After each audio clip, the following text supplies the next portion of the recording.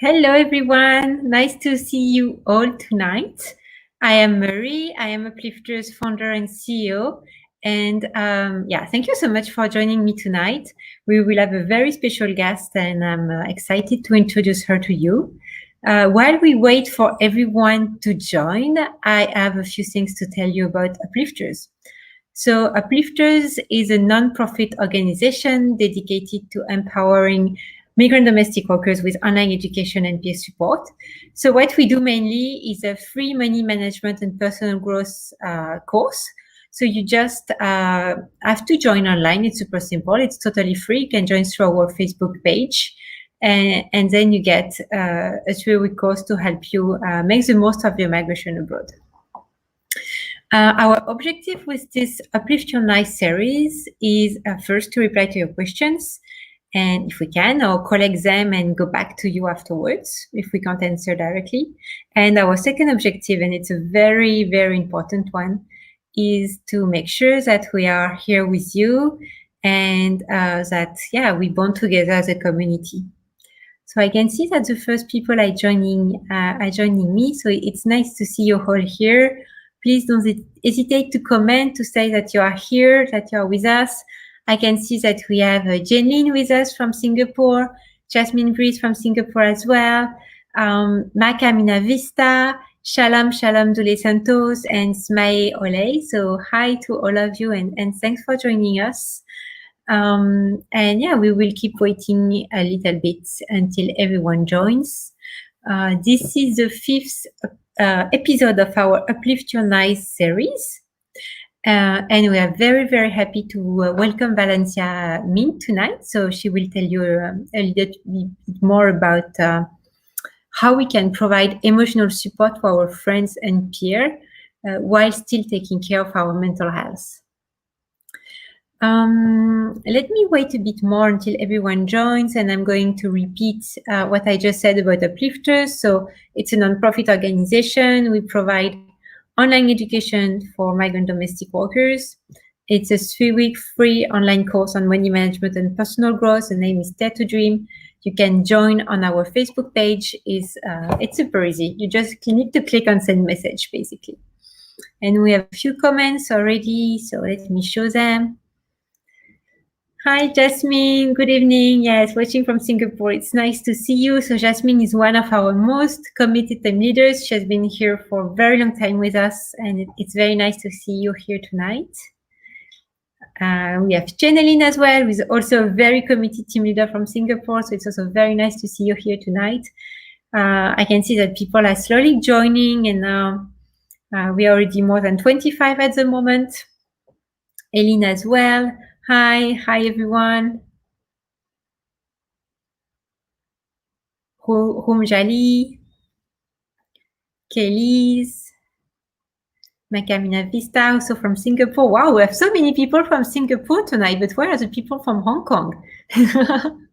Well, the community is half Hong Kong and Singapore, so it's no wonder, but it's nice to see you all, and I hope I can see you soon in real life soon. Yeah, it has been a long time.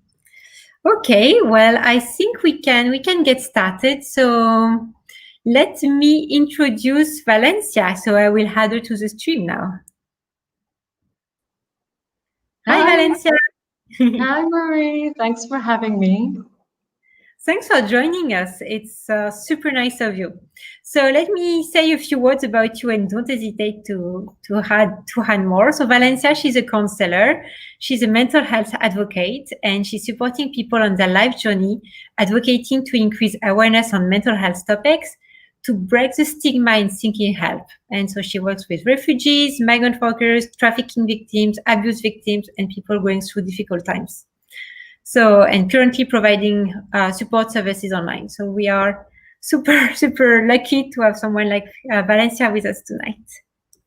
Thank you for the introduction. Good. So thank you so much again. Mental health is a very important topic, but it's often neglected. And since the beginning of the pandemic 10 months ago, migrant domestic workers have been affected in many ways. And very often they are super supportive of each other, but it's hard, when someone feels bad or faces difficulties, we will go to a peer, but helping others is not always easy. So many domestic workers had friends coming to them for support, but they are not always equipped to support their peers. And even if you really want to do well, at some point, it takes a toll on you. It takes a toll on your own mental health. So that's what we want to discuss tonight, and to make sure that we get more information and awareness on that sensitive topic. But before I ask my first question to Valencia, I just want to remind everyone here that this is an information sharing broadcast only, about emotional support, about boundary setting. This is not a therapy session. It's important. It's not therapy. So if some parts of the discussion are a bit sensitive to you, if you feel emotionally moved, or if you're finding it hard to manage your feelings, feel free to share in the comments. And don't hesitate also to go see a professional person. So we will provide guidance, but it's not a counseling session. Again, it's not a therapy session. So I'm going to screen now a list of mental health service providers in Hong Kong and Singapore. So that's good people to go to if you need. Never hesitate. So here is a few, in Hong Kong first. And then I will show you about Singapore, and I'm going to screen it throughout the session. So don't worry if you don't have time to write down the numbers right now. It will stay there throughout the Facebook Live. All right, so I think we can get started. Let me just check the new comments we had. Okay, so we had a lot of new good evenings. Good evening, everyone.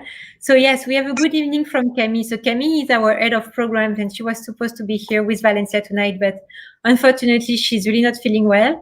So I am.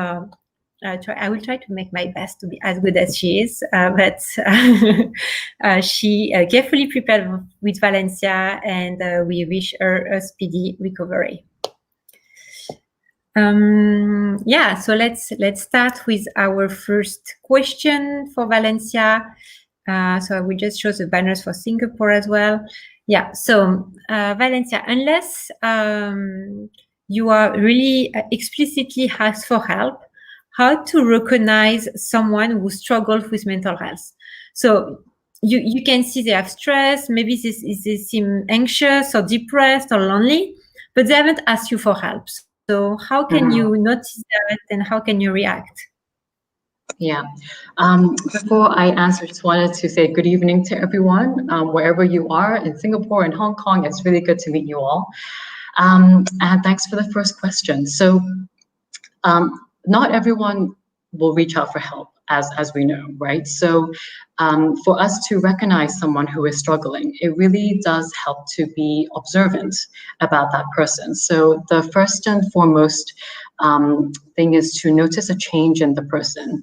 Maybe they're behaving differently to what you know before. So for example, maybe they are withdrawing from like social situations. For example, you're not really seeing them so much anymore.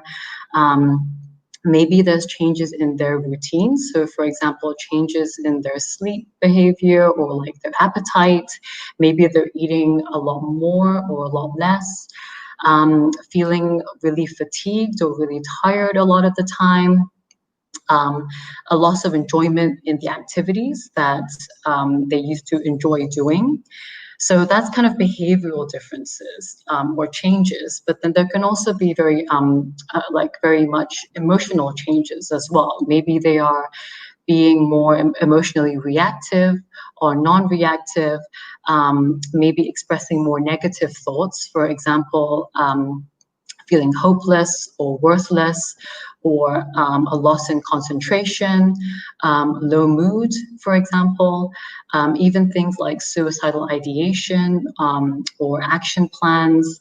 You notice maybe they're more tense than they were before. So all of these things are changes in your state, and it can also be a prolonged change in state as well. So for example, maybe this is taking place for like a few weeks or maybe even months, then that's also something to be aware about. So really it's kind of differences in people's states, and if this is a prolonged state as well. The important thing also is to notice not only differences in other people, but also in yourself as well. Just to be mindful of yourself. If there are things which you feel that things have changed for you a little bit, it's also good to be mindful about these changes too, and maybe what led to it. Another thing which I wanted to touch on this question as well is the stigma that is associated with mental health, particularly in certain communities. For example, like a lack of awareness or knowledge of the topic is something that we don't talk about culturally, or even in our society, or even in our religion. All these kind of differences can dictate maybe whether or not this is something that is normal to talk about. So on top of this, it's also differences in language, maybe, because when it comes to talking about mental health, we talk about our feelings a lot. And I know in some languages, a lot of the English words for our feelings may not be directly translatable. So it's also kind of language barriers in talking about how we're feeling, or like what we're going through. So I think for that, it's really the best to try to normalize conversations around mental health, try to talk about it as much as we can using language that is kind of similar to what we're feeling, or at least to try to translate it in the best way that we can.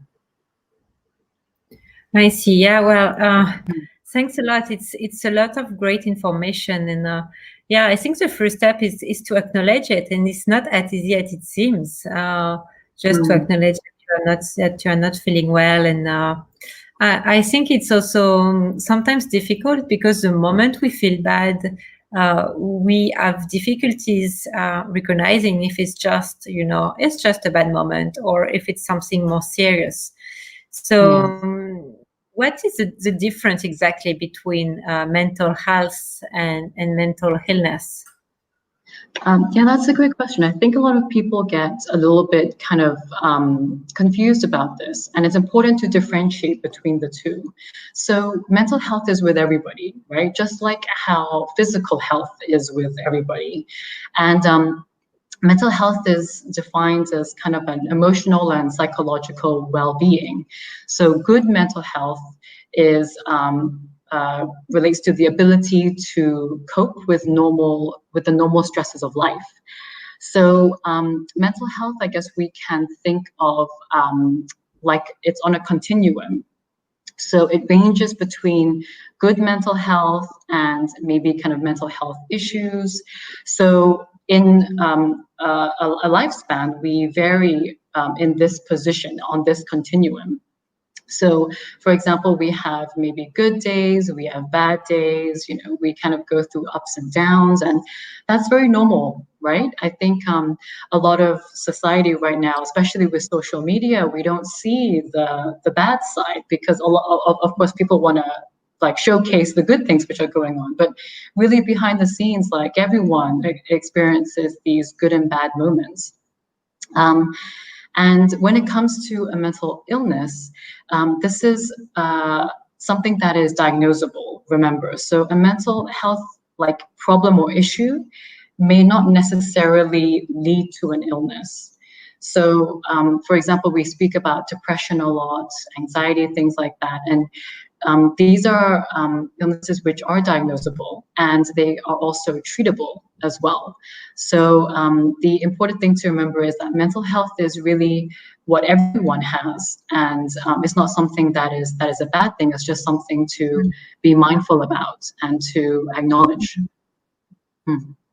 Wow, that's very, very clear, and thank you for reminding us, because mental health seems like such a big word that it's sometimes we even feel ashamed to acknowledge that, yeah, we do have mental health, and we have moments where we feel good, and we have moments where we don't feel so good.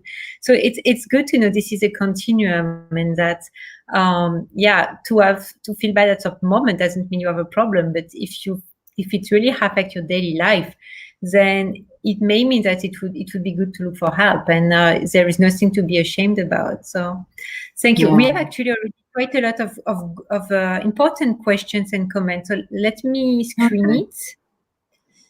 How can a simple, not a professional like you, can express or support help to someone who reached out to me about emotional help? I just want to be sure I'm saying the right thing. I know the right thing is to ask professional, but not everyone is open to it. They are shy. They need, what are the comforting word I can say to them? And when can I say that they need professional help? So it's a comment from Odi Manson, our team leader. And thank you so much for asking, Hodi, because that's exactly the topic we wanted to discuss tonight. You amazing community leaders, and everybody's coming to you to ask for support. And at some point, it's just not your job, and you don't know what to reply. And so that's a perfect question for Valencia. Yeah, we're actually going to cover this a little bit later in quite a lot more depth. So maybe we could go directly to that in a way. There is I think the first thing is that really, especially being in a community, I think a lot of people, especially being a community leader as well, a lot of people do come to you for emotional support and things like that. So really anyone and everyone can help initially. It's kind of like, we call it psychological first aid. And so it's at the initial stages, maybe even before like professional help is sought, or maybe even some people may not be willing to seek professional help yet, but then you can always kind of be there as an initial support so that the person doesn't feel alone, you know? So there is an acronym that can be used, which may be helpful in this kind of situation. And it's called ALGEE, ALGEE. So it's kind of like an action plan, which is like a flexible thing. It's not really something that you have to do in order, but it's just a kind of guidance for people to be aware of. And if someone is coming to them with maybe an issue and you want to provide some initial support, then it's somewhat of a guideline, so to speak. So the A is to approach about your concerns, and also to assess and assist with any mental health crisis. So what do we mean by approaching, with your concerns? Like, obviously, this is maybe someone that you know that's in your community. You have observed maybe some changes in them, and you're quite concerned about their well-being. So you want to approach them with the concerns that you have. So the first thing to be mindful of is, I call it kind of the 5 W's, so who, what, why, when, and where. Are you the best person to be approaching this person? Because maybe you recognize that there's a change in this person, but then maybe there's someone that might be better suited to approach them because maybe they're a bit closer, that kind of thing. So you have to think about whether you're the right person to do so. And in terms of what are you going to be talking about, like your observations on them, your concerns, and why are you concerned? And when would be a good time to talk to them. So for example, in like a confidential place, somewhere that is comfortable for them, maybe not somewhere out in the open where there's a lot of other people around, where maybe it's a sensitive thing, they don't really want to talk in such a big group. And also, so that leads to kind of where to talk about it. Like, are you going to go somewhere that's a bit more private? And then that way you're kind of setting up the scene to talk to this person.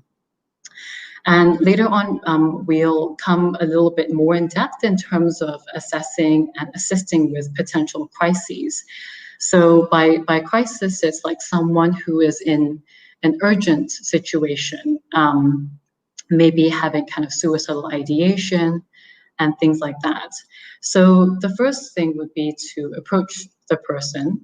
The L which is the second letter, is to listen and to support non-judgmentally. So we want to really provide a kind of atmosphere where this person is being listened to, and they are not feeling like they're being judged for what they're feeling, maybe what they're thinking, or what they're going through. So for example, also as one thing to remember is that as humans, we are quite biased people. Like, we have our set values, our set biases, and it's important that when you're approaching a person to kind of remember to maybe put those things aside, because maybe it can kind of impact how we respond to a person. So we want to make things quite open-ended, very non-judgmental, to listen actively, and to be respectful, and be empathetic about their situation, and to maybe even normalize a situation, like speak from your own past experience, like, like I've kind of felt something like that before, or like I knew someone who went through something like this before, and they were able to get through that as well. So it's also kind of, your language, both kind of verbally and your body language, and also to kind of try to empower the person as well, Remember that. So it's more than just listening, right? It's more than just listening. It's more than just listening, right? Yeah, it's more kind of active listening, I guess. Like, you are listening to them, you're not being judgmental about their situation, and you are responding in a way that is very open. You're letting them share their thoughts with you. But also to remember that you also need to kind of set boundaries for yourself, to know that, what they're telling you is not your responsibility to take on your shoulders, but you are there as a support. So this is the listening aspect. When someone kind of comes to you, then you're providing that space where someone is feeling like, oh, there is someone who cares about me, who wants to listen to what I'm feeling or what I'm going through. So it's much easier said than done, right? It's very hard to listen to someone without, being willing to give too many advice, or saying, yeah, I know the same thing happened to me, and then you're not really listening. That's true. I think maybe what people feel like is that, like, okay, someone's coming to me with a problem, I feel like I have to solve this. And for sure, that happens to me all the time. Yeah, there is that urge, right? The initial urge where you're like, okay, I gotta get this person out of this. But then I think sometimes what we kind of oversee is that some problems are very difficult, or maybe like not on you to solve as well. Because you remember, like, a person is telling you maybe just a portion of what's going on. Maybe they're not at that point in time. Maybe you don't know the full story yet. So it's kind of hard to also try and kind of solve this, because maybe it's also not your problem to solve, but it's something that you are kind of supporting them with, So it's also the kind of bigger picture, which maybe you might not know about at that time. But yeah, I think that's a very initial kind of urge that you have, especially because, I mean, obviously you care about the person, you want to help them, and so this would be how you would help them. But I think it's just to be mindful of, your kind of responsibility in this, and whether or not it's really for you to provide that solution, so to speak. Yeah. And so this leads me on to the G, which is to give support and information. So for the, oh wait, did I? Yes. So basically this is to... So yeah, for people who are joining us now, so we are going through the ways to give support to people who approach you and feel bad. So a friend who is feeling down and she's coming to you to get support. So Valencia is having a super helpful framework, the ALG framework. And so we are going through each letter. So we had the A for approach, The L for listen and support, not judgmentally. And now we're about the G, to give support and information. Yeah, sorry. My banner is information. It's coming up. Yes. Yeah, give support and information. So I think it's also helpful to give the person options, right? So knowing that, or informing them that help is available, to reassure them, that there is a hope for recovery in that sense, a way to cope with things. And just going back to that emotional support factor, just to really kind of be there, show support, and just especially because people can feel like they're alone in these times, and it's just good to know that you're not alone. I think that kind of gives a little bit of a boost in that sense, a little bit of a motivator, that at least there is help out there, and that I'm not alone. And so it's a little that, bit like the less is more approach. It seems we're doing so little by just saying we're here and not giving any advice, not having any. But it's more. Just to say we are here, it's actually more helpful than trying to solve the problem for the person. Yeah, exactly. And I think for us as maybe helpers, maybe you feel like you haven't done so much because you haven't seen anything that has changed, or whatever it may be that you may want to see. But then for the person receiving it, I think it does speak volumes. Just looking at some of the comments, just even being there to listen is a great help. And sometimes it's just really just a platform where, okay, someone can just say whatever it is, and then that already sometimes is like a bit of a relief, because it's like that emotional burden that you're carrying, and then it's kind of a bit of a release for some people, just to kind of talk about it and have someone listen and be kind of open about it, and not to judge you for what you're going through. Yeah, so we have some comments actually. So Fidelisa is saying that listening is the best way to comfort someone who is in depression. So Fidelisa is also one of our team leaders, and they are, of course, doing so much amazing work for their peers and supporting them. So I guess she's clearly speaking from experience. But we do have question as well. So we just had a question from Hélène asking, what is the best approach if the person urgently needs help but is hesitant to speak up? Well, I think if it's quite urgent, then maybe you might have to take some measures. I mean, it depends on what the urgent is, because if you're talking about a crisis, for example, like they are maybe exhibiting quite suicidal tendencies, then maybe you may have to just kind of take more drastic action, right? So like maybe to call emergency services. So if it's very urgent like that, then you may have to take drastic action on behalf of that person.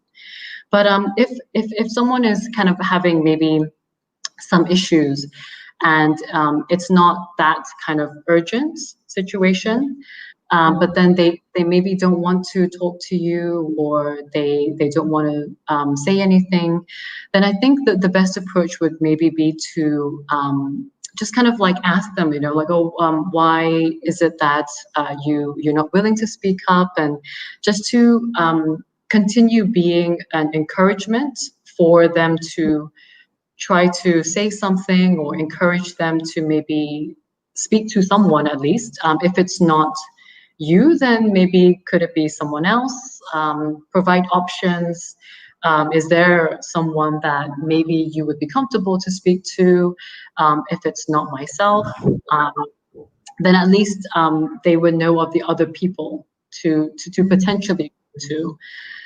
Whether it's the various organizations that can be contacted, or maybe even professional help, for example. So that's also something to just kind of explore options with them, and not to kind of force them to speak if they don't want to, but to continue encouraging them and giving them the options, and also following up with the person as well helps. Maybe slowly they will kind of get to a place where they're feeling more comfortable to speak up. So it's for example, even if the person rejects you, it's a good idea to just come back from time to time and check how the person is doing. I think so. It's kind of like a caring approach as well. Like you want to make sure that they're not getting much worse, so to speak. And of course, this really depends on the urgency of the situation. Like I said, if it's a real crisis situation, you may have to take more drastic measures. But if it's something that's not so urgent in that sense, then it's just kind of finding out maybe why they're reluctant, and maybe trying to also help with the misconceptions, like giving them the reassurance that there is help out there if they may be ready for that, the options, and then kind of following up and seeing, just checking in as like as like any friend would do, really. Oh, yeah. We have some more questions before we move on. Another question from Fidelisa. I'm not so sure exactly, but Fidelisa, don't hesitate to detail in the comments when the anxiety affects someone. I'm not sure if you mean what should you do, how you can detect it, or yeah, maybe we can reply a little bit around these lines. Yeah, okay, absolutely. When you're finding, also, I think with anxiety, it's typically maybe when you're finding a kind of shift in your daily routine, like you're finding your daily routine a little bit more difficult to carry out. This may be when anxiety is affecting you a little bit. Like, for example, maybe you're withdrawing from certain situations, or you are avoiding certain situations. Maybe when you're feeling the kind of effects of anxiety, like the emotional stress, or physically you're feeling some changes, like, for example, with anxiety, some of the physical changes can be like a fast heart rate, or your breathing is faster, you start sweating, feeling quite uncomfortable. I think maybe this is when you can be a bit mindful about anxiety, like what it is that you're feeling, and also knowing what it might be that's triggering that. Like, is it the situation you're in, or maybe some thoughts that you're having that's leading to that? It kind of, typically anxiety comes from the fear of something. So it's good to ask yourself, what is it that I'm afraid of, or worried about, or feeling uncertain about? And if you're finding that this is really affecting your daily routine, then this is something to be to just recognize in yourself. If you're sleeping not so great, or your eating appetite is changing, these kind of changes, it's also good to be mindful about. Okay, well, thanks. Thanks, that's very helpful. I think it's we had another question a little bit related, so I'm just going to show it now. How to distinguish between the experience of stress and the experience of mental illness? I think with mental illness as such, it is something, like I said earlier, that it is diagnosable. Typically, it's something that maybe you're experiencing for a prolonged time. For example, months on end, like a very consistent state that you're feeling. And so just to clarify that, the experience of stress does not mean that you are mentally ill, right? So stress is a very normal reaction for humans, or for animals, actually. It's like a protective mechanism, right? So, for example, if we face danger, then we have a stress response, because we have to either protect ourselves, or we have to run away to try to protect ourselves, right? So stress is a very normal reaction for people. It's only when it can be like a negative effect on us. Maybe we're always feeling stressed out for things, which maybe like it's like a prolonged kind of state of stress. Then that's when it can become like a negative effect on us. So So yeah, so stress, it can be something that's felt like short term, and then once like the situation kind of gets a bit more settled, then maybe we feel less stress, right?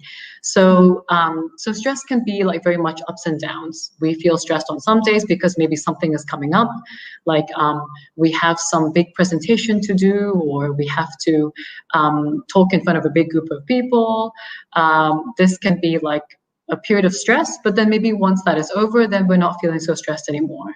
So, so then these kind of stressful moments, it does not mean that you are having like a serious mental illness.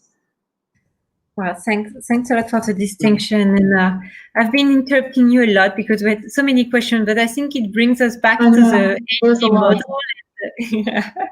Yeah, it's a very important topic for our community, and we can show it in the number of viewers tonight, which is very high. We had more than 50, 60 even a little bit earlier, and so many comments. So we are so grateful. Yeah. So grateful for you here, and even more comments are coming. But so we were going through the AG model a little bit earlier and how to help people who come to you for support. So we had gone through the A for approach, L for listen and support, not judgmentally. The G for give support and information, and we were at the E, which is I think quite related about when you can't really support anymore. Yeah. So E is the encouragement of appropriate professional help. So I think that the word appropriate is quite important here, because for you being the initial kind of contact to this person, I guess you would be the person that would also know their story. So if you feel like maybe the help is not, maybe they would need a bit more help, then it's just the encouragement of that there is professional support out there, and that there is appropriate professional help as well. So according to the situation, maybe they may need to go to like a doctor to get a referral, or maybe to see a counselor, that kind of thing, or even to be referred to, you know, one of the organizations which can refer them on as well, because maybe you may not know where exactly to go, but then these organizations, for example, you guys have Uplifters, other organizations helping migrant workers would have the knowledge of kind of where to refer people to. And kind of following on from that, it's also encouraging other support as well. So for example, you know, your community support, also support of like friends, family, religious group members, people who are kind of within the social network that you have that can provide a kind of social support, right? And also on top of that, it's also the self-care, taking care of yourself, and implementing this kind of self-care routine, which is also helpful as well, just to, like, for example, to maintain a balanced diet, to do exercise, things like that. It's also just to take care of yourself. That's another thing which sometimes we forget about. Yeah.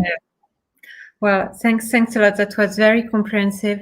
I will just look at the comments before we move on. We have a lot of questions. I'm not sure we're going to cover everything tonight. But let's try. A lot.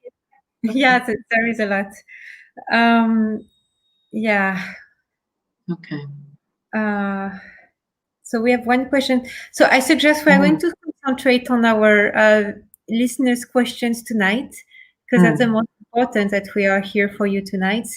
And so don't hesitate if you have questions. And we had other things we wanted to discuss, but well, we can always schedule another one. It's an important topic. Yes, exactly. What should we do if we are suffering from anxiety?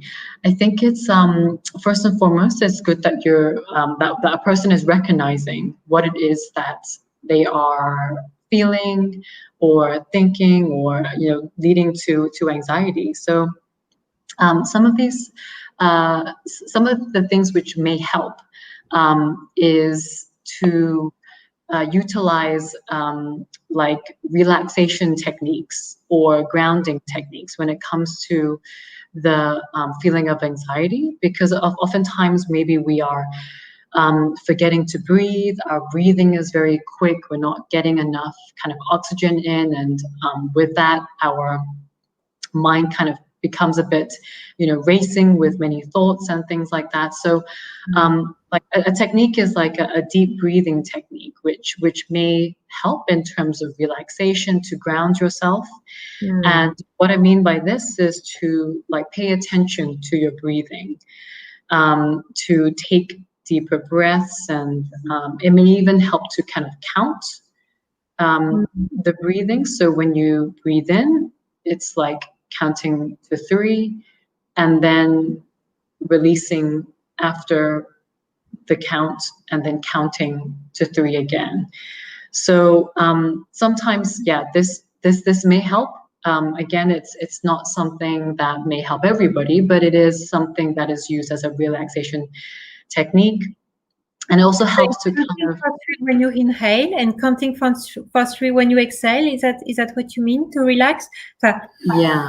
1, 2, 3. 1, 2, 3. Yes. So it helps to inhale through your nose and exhale through your mouth. And really, this is something that is quite subtle. So, you don't have to feel so conscious about doing it outside in public or anything like that. It is just something that helps to kind of ground a person, to kind of pace yourself and do that deep breathing. And a few other techniques to do with grounding is also mindfulness. I know some people use mindfulness meditation techniques as well, and that's really something that can be helpful. Of course, it takes time to practice, right? Like don't expect mindfulness to come in like one night. It will take a lot of practice in terms of being aware of the present, like to be present with yourself, and more importantly, without the judgment. Maybe we feel frustrated with ourselves, or why am I not able to do this? And we get frustrated with ourselves. And that's, I think mindfulness is something which is something that needs to be practiced, and without having judgment on yourself.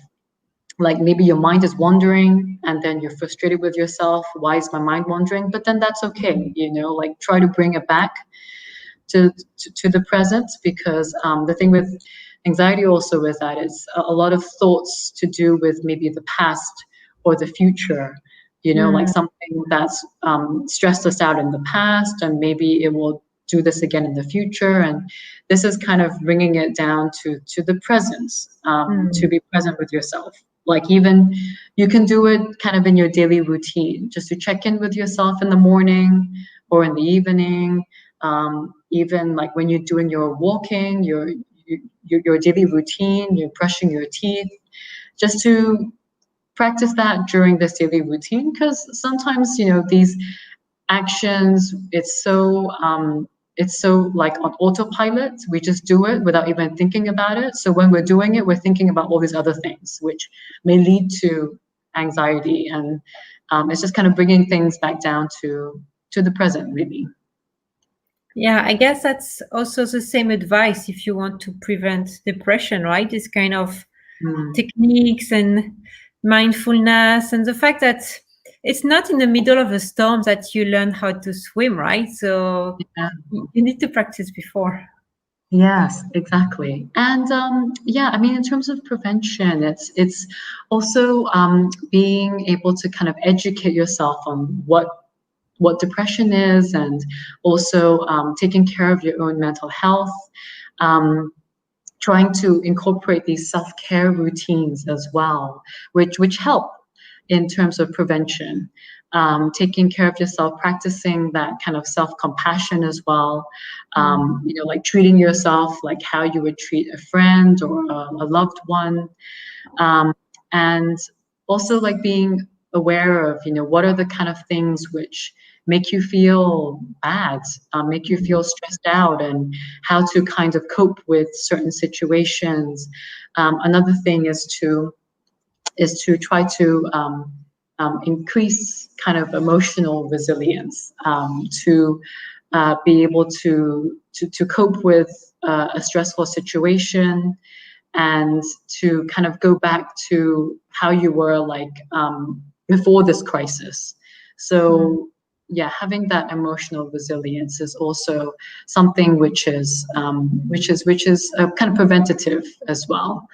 But then these kind of things, it does kind of take some time to build up as well. Yeah. Yeah. Well, we have so many things that we could explore further. I mean, resilience is clearly a big topic Yeah, for our that's a community. big topic as well. But maybe before that, so we have a question from Janeline, and I think it's an important one for everyone. It's, what do you do when you listen to someone's stories and you hear about these difficulties and you get affected and you feel for them? And so how can you protect yourself? So you don't That's a great question. Thank you, Jane Lynn. I think, we've spoken so much about how to help people, and that sometimes we forget about ourselves, and I think the first thing to remember is to take care of ourselves before we can take care of others, right? So even before we are helping someone, we need to also make sure that we ourselves, like, we are okay, and that we're taking care of ourselves, like even before, during, and after supporting someone emotionally. As the thing with emotional support is that it is very emotional. It can be very taxing. It can be very emotionally draining. So, so it's good to be aware of ourselves, our emotional state, like how we're feeling, because helping others who are in distress can make us feel very worn out. Maybe we're feeling very frustrated.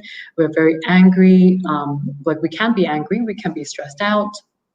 And this is something that I think we do need to deal with.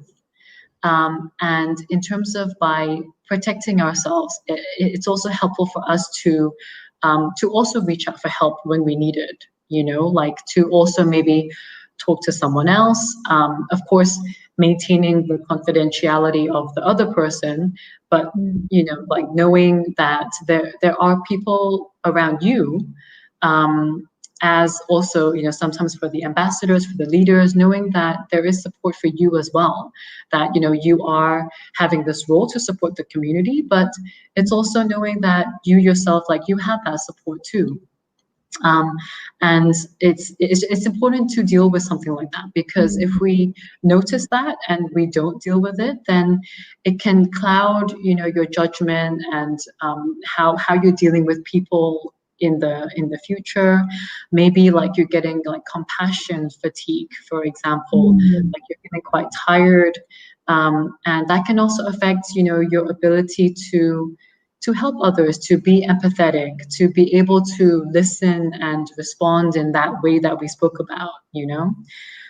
So again, I think the same things also apply, like practicing what is good for your mental health and for your mood, like talking to someone, physical activity, maintaining a balanced routine, implementing relaxation techniques, or even sometimes journaling, like writing things help people as well. It can be cathartic. But it's also important, I think, to know and create the boundaries. Like if someone is telling you something, you need to know that it's not your responsibility to take on your shoulders, and that there are boundaries, like there are things which that person needs to be taking responsibility for, and it's not on you to shoulder that burden, and it's not on you to solve their problems. It's for you to provide that support and provide some options for the person, and to make sure that they're not in like a crisis situation. So it's also good to maintain, I think the boundary setting is very important as well. Yeah, well, I guess that's always a challenge, right? Because we all want to help so much, and to recognize the moment it's okay to say no. I think it's a challenge for most of us. Yeah, it is, and that's very understandable. And I think it's very normal to feel that way, you know. So don't feel stressed out or feel bad that you're feeling this way, and that maybe you're feeling a bit tired. Like that's okay. I Mm. think emotions get the better of ourselves at times, and it's okay to kind of just take a step back from it sometimes and seek, you know, some support yourself, and then go back to it when you're in a better kind of mindset. Yeah. Yeah. Yeah. Take a break Right? rather than breaking yourself. Yes, yeah, so true. I think it's important to take a break. And then like during that time, you know, you can always like that person can always be referred to someone else, you know, within the community as well. So it's Well, it's that's it's a good not like point as well. Yeah. yeah. Yeah. We always forget, right, that we have, especially at Uplifters, it's a community, so it's not just you. Yeah, It's always someone who can help.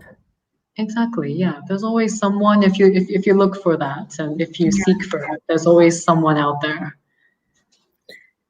Okay, wow, that's already a lot of very good advice. It's Yeah. almost 10:45, so we're gonna take maybe one more questions before we wrap up.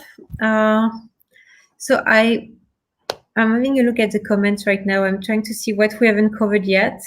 Hmm.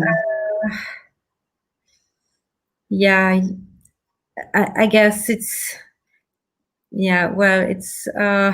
how can you handle it if you receive bad news from your family and you're struggling working with your employer? Uh, Hmm. Yeah. uh, Yeah, and- that's definitely a lot that's going on because it's things which are happening in your personal life and also in your professional life. And I think particularly with times like this, it's important to know what support is around you, which is why I really go back to that support. Like during these times, I think it's really easy to feel like a person or you yourself is feeling really alone. You're stuck in this situation, and of course, your family is back home. It's hard to get back to them straight away, particularly with this current time, with travel restrictions and everything, and there's a problem going on at home as well. So during these times, it's good to know what support is out there in terms of like reaching out, and also to be mindful as well of like maybe the changes that you are experiencing. Like maybe are you finding it difficult to work as well, or are you finding it difficult to maybe wake up or get out of bed? Things like that, like your daily routine, is it becoming more effortful, more difficult for you to get through? Maybe changes in your mood as well. And knowing that there are people like within your community and also organizations, uplifters and others, which you can potentially reach out to. And Mm, sometimes I think just talking through things, like knowing about maybe what kind of options you might have, is also good to explore as well. And sometimes in this situation, if you're finding it very difficult, then seeking help is also an option as well. And I know that there is also a fear in doing that, but it's something that I think within the community as well, we need to kind of try to normalize these conversations to talk about it a bit more, and maybe clarifying some of the fear that you're feeling. Like what is it that you're fearing, and what is it that you're scared about, and maybe it's something that we can kind of help mm. to help with that fear, because maybe some of it is kind of a misconception about seeking professional help as well. So, so yeah, it does help to kind of normalize the conversation as well. Yeah, I think just a very last question, because this was related to someone I wanted to talk to you about. What is a mental health crisis, and what do you do if we think someone is in a crisis? So, or Yeah. we feel our help is not enough. So, Lovely Corner, she is just an amazing woman doing so much for the community. And so Yeah. she's asking, I know yeah, about Lovely Corner. okay. Good. Well, she's Yeah, asking, what do you do if someone is hurting herself when she was hungry? Does she need yeah, professional help? That's just one yeah. example among others, but yeah. Yeah, yeah. Thanks, lovely corner. I know you are. So, yes, I think that this would fall under what would be a mental health crisis, so to speak. So, a crisis is someone who is in urgent need. For example, before I was saying like someone is in having suicidal behavior or thoughts, maybe like non-suicidal self-injury, like hurting themselves and things like that. So. I think with self-injury or self-harm, there could be many reasons why a person is doing this, and sometimes so this comes with the just educating ourselves on maybe what these reasons can be. So, for example, some of the common reasons might be to manage feelings of distress. Maybe it's a way for a person, maybe it's a way for them to punish themselves or to communicate personal distress to others. So, of course, for this kind of situation, you know, we would kind of follow the action plan that I mentioned earlier. And it's really kind of assessing as well, you know, like when you see it, like don't ignore that or don't ignore the signs. For example, if it's cutting or if it's bruising or burns, for example. So it's good to assess the situation. Like if it's a really critical situation, like it's really needing, you know, emergency services, then I think that that would be something that would need to be sorted out initially, like to contact emergency services. But it's to kind of approach the person with your concerns. You know, to I think the important thing is to be calm and to be accepting of the person and their behavior, to discuss options again, which would include potentially include seeking professional help, because maybe for something like this, it could be something that would more likely lead to the seeking of professional help, and this comes with, you know, discussing the options or discussing alternative options. You know, to find maybe healthier ways to reduce their distress. But in most cases, it would be the encouragement of seeking professional help for something like this, particularly if it's something that is a continuing behavior. But then I think first and foremost, it's just important to be there and to be having a very calm and kind of open and accepting conversation about your concerns about this if you're observing it. So it's a little bit, it's a step after the non-judgmental listening, right? It's more active. Yeah, a little bit more active, I would say. Yeah. Can you please remind us what is a crisis exactly? A crisis is when someone is in need of very urgent help. So if it's suicidal behavior or thoughts, for example, maybe someone is threatening to hurt themselves or kill themselves. Maybe they're having an action plan, experience or like expressing feelings of hopelessness, maybe like having little reason to live. Like I said earlier, self-injury as well, self-harm can be a crisis situation. Maybe panic attacks can be a crisis situation as well.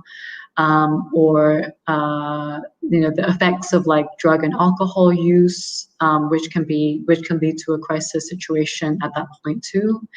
So these kind of situations where there is a need for an urgent help, where maybe you may need to consider seeking for, you know, more emergency services.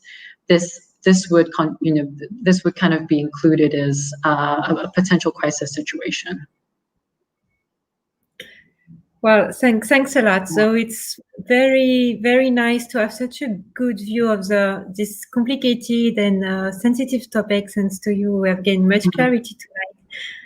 I think it's time to now slowly come to an end. We will go back to the comments later on and try to reply to all of you.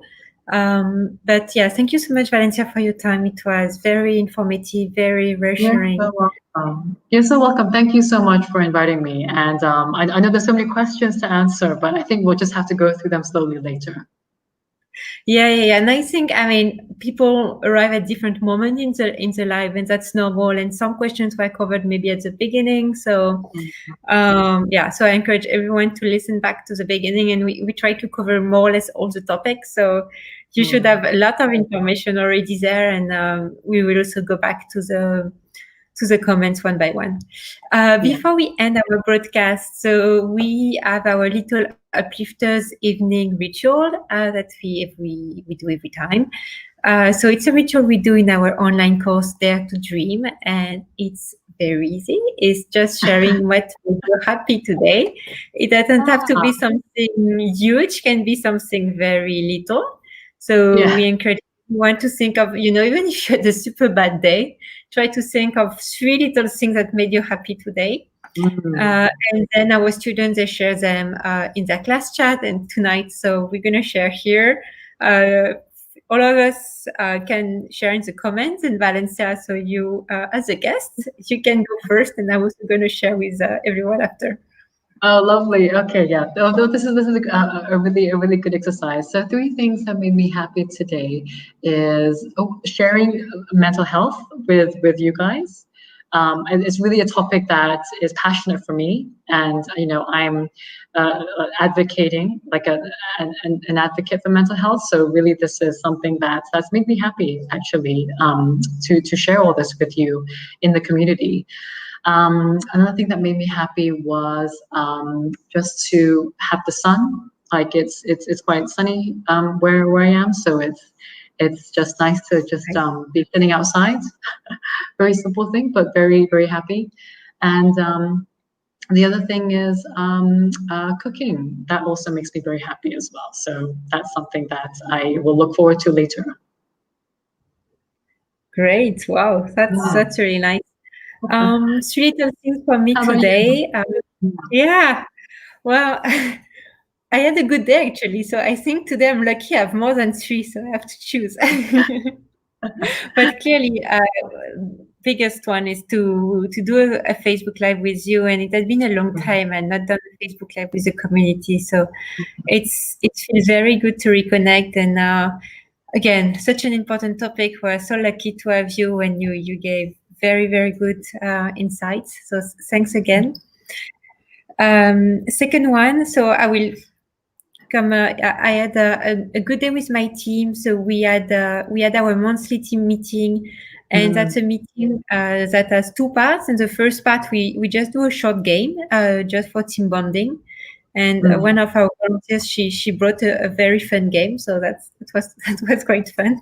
And then we share about, I mean, again, I think it's very much like Uplifters, what were our joys at work during the last months and stuff like this. So always a good moment to share with the team.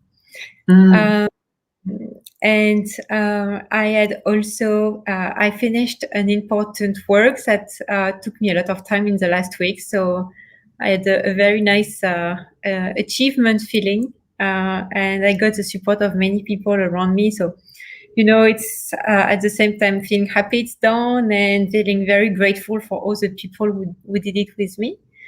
So yeah, very, very nice feeling. And it ended up with a drink with one of my co-workers, so generally our community building officer. So we ended this nice day with a drink before heading back home. So always nice as well. So fantastic. Yeah, that's 4 things, I think. That's 4. I'm going to stop here. I told you it was a happy day. Yeah, really good. Thank you so much again for joining us, Valencia. And thank you, Marie. We have collared, clearly a lot of questions. We will come back to all of you after the live. Do continue to send your questions, and we will try to answer with Valencia help later on. Yeah. So bye everyone. Have a good night. Have a good night, everyone. And take care. Bye. Bye.